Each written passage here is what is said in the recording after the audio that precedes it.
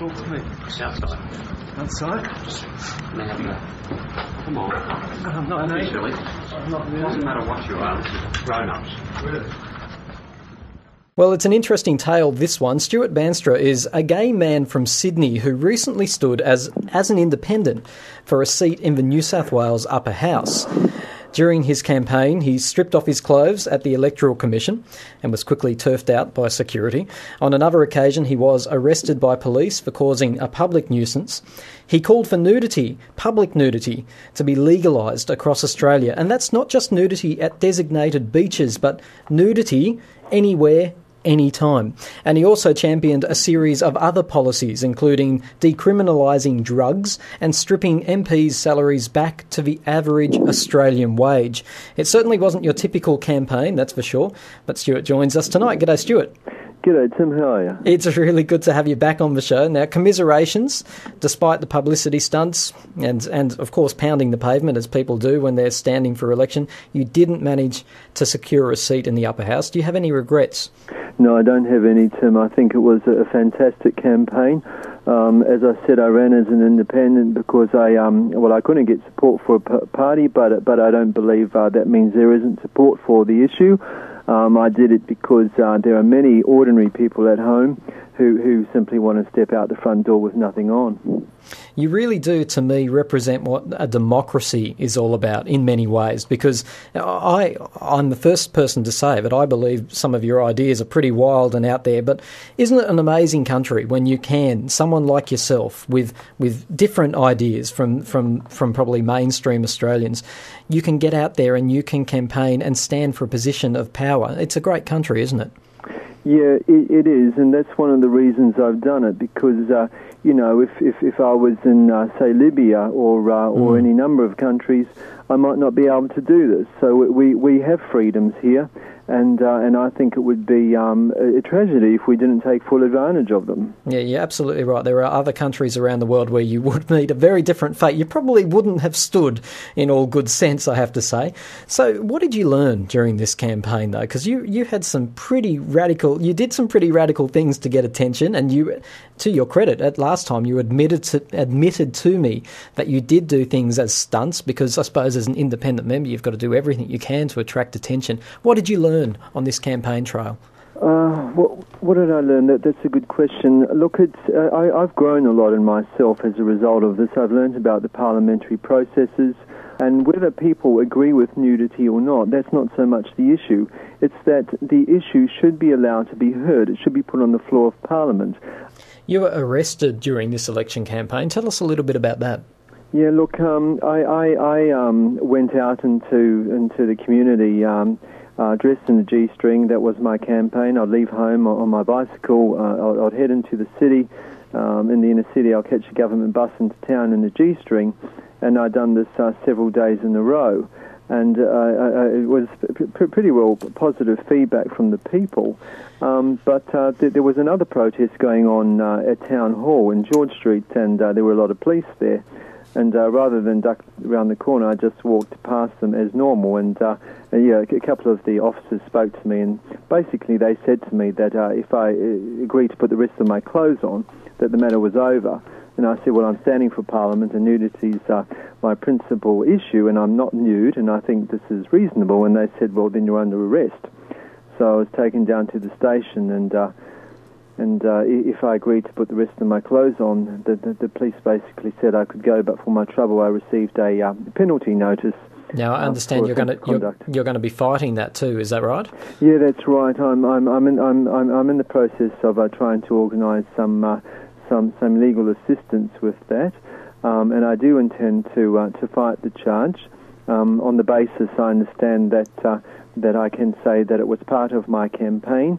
And it's part of the democratic processes, and that I wasn't intending to be in a G-string to shock people as such, but that it was necessary to promote this as an issue, and that we have rights to do that.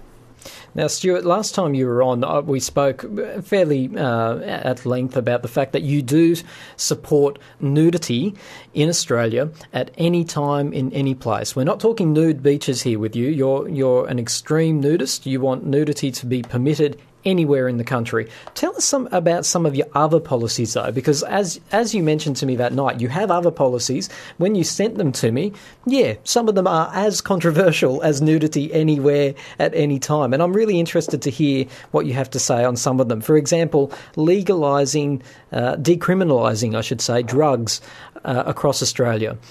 Why would we want to decriminalise drugs in Australia? Yeah, I think that drugs should be decriminalised. I believe that it's a social and medical issue. There are too many people in jail who are there simply because of drugs. Look, I believe the research is that for instance, heroin in a natural state is actually unharmful. It doesn't harm people. It's when drugs are cut with other substances that it becomes lethal and kills people. Are you a drug user? Look, I did used to take drugs a long time ago. I was about 16, 17. I actually spent quite some time in a drug rehab. I like to say, Tim, that my policy goes hand in hand with extra money for drug education, rehabilitation services. It wouldn't just be a free-for-all, but it would stop criminals. I did notice that. I have to say, I personally believe that's quite a contradiction. On one hand, you're asking for us as a community to decriminalise drugs, endorse drugs in a way, and at the same time, you want to implement further drug education and rehabilitation services. It seems like a contradiction to me, Stuart. Perhaps it does. I've struggled with that one a bit myself. I've looked at what I've written in my policy, and I've thought, is there a contradiction here? Again, Tim, I like to state that many, if not all, of my policies, look, they're just there. You know, it's my view and the view of other people, and I put them forward for discussion, and nothing's concrete. You know, and if I'd won, then there were certainly things I'd like to discuss on the floor. If a major party came out with policies and they were taken to task over those policies, if their defence was, these aren't concrete, they're only open to the public debate, they would go down in fire using that defence. The one area where I can see you would garner a great amount of public support is all around basically bringing politicians back into line. There's a number of policies here on your list, including cutting MPs' salaries back to $59,000 a year, which is the average Australian wage, adjusting MPs' superannuation to rates equal to that of ordinary workers. You've also got here things about their ending their limousine travel, ending their cab charges, ending their free travel on public transport. In addition, I want to call for MP spousal and partner entitlements to be ended, and pension entitlements to be that equal of ordinary workers. If I'd won, I'd like to think that I would have stood by these policies and set an example to the rest. Now, we are running out of time, but I do want to touch on my favourite one of your proposed policies here, which was abolish state governments. So effectively, Stuart, if you had won a position of influence in the upper house, you would have fought to effectively eliminate your own job. Yes, Tim.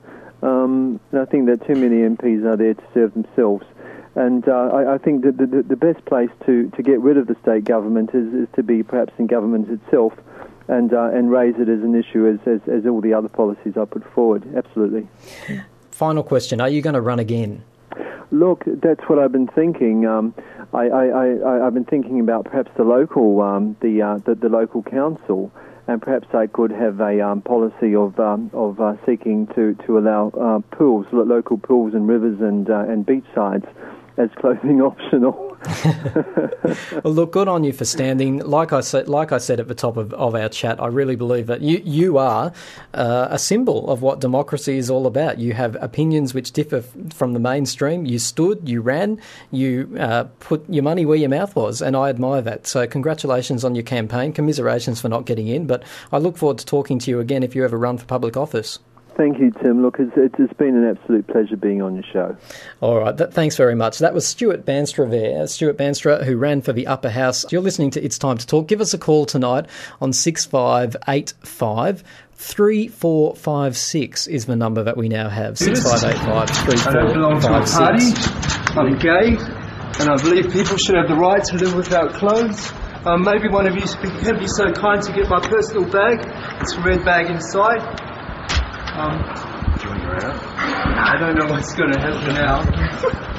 Okay, thanks for coming, and I appreciate it.